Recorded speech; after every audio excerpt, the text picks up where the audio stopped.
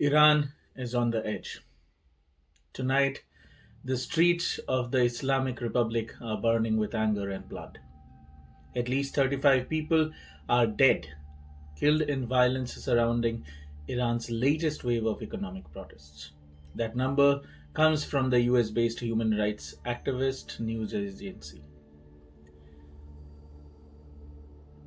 As the demonstrations show no sign of stopping, among the dead are 29 protesters, 4 children, and 2 members of Iran's security forces.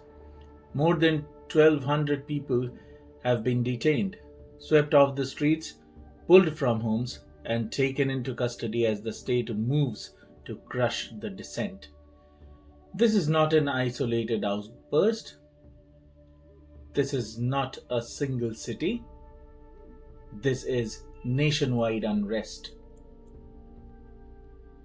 Protests have now spread to over 250 locations across 27 of Iran's 31 provinces, from Tehran's eastern districts, Novobad and Tehran Pars, to the west in Sadaghe and Satarkhan, and in the south in Naziabad and Adolabad.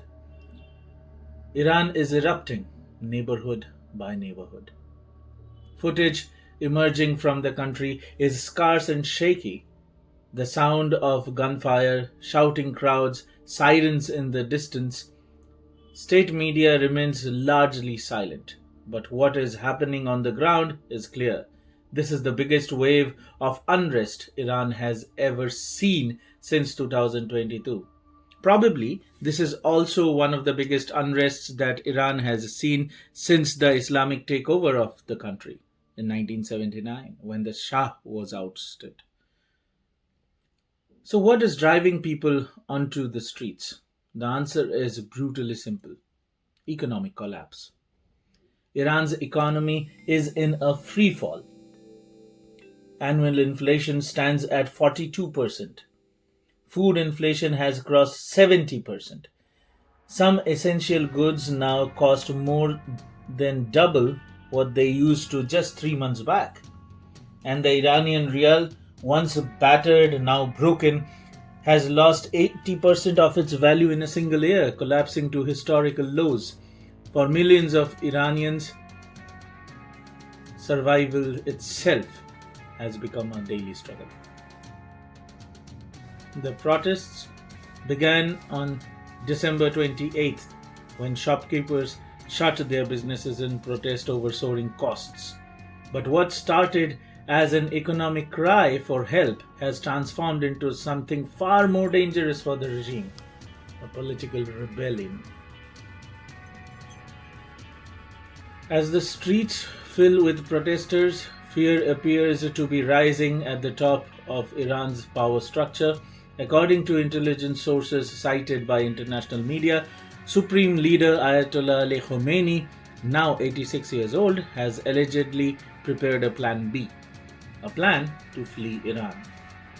The report claims that if Iran's army or security forces begin to defect or refuse to fire on civilians, Khamenei could leave Tehran with a small inner circle of up to 20 family members and aides. His alleged destination? Well, of course, Russia. Iranian authorities and embassies have dismissed the report as false, calling it enemy propaganda. But the very existence of such claims speaks volumes about the anxiety gripping Tehran's leadership. Publicly, Khamenei has struck a defiant note. On January 4th, he declared, "We talk to protesters. Officials must talk to them, but there is no benefit to talking to rioters. Rioters must be put in their right place." Unquote. Those words, "put in their right place," have echoed across the country. For many Iranians, they sound less like leadership, more like a warning. As the death toll rises, the crisis is no longer confined to Iran's borders. The United States is watching closely. US President Donald Trump has issued a stark warning to Tehran. If Tehran violently kills peaceful protesters, the US, as he said, quote, will come to their rescue. Statement uh, the statement has sent shockwaves through the region. Iranian officials responded angrily, threatening to target American troops stationed across the Middle East. And then came another dramatic development. The US military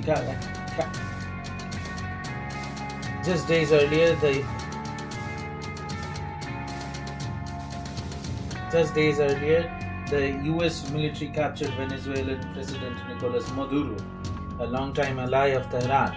Suddenly, Iran's internal crisis is unfolding against a backdrop of escalating global tension. The unrest comes at a dangerous moment for Iran.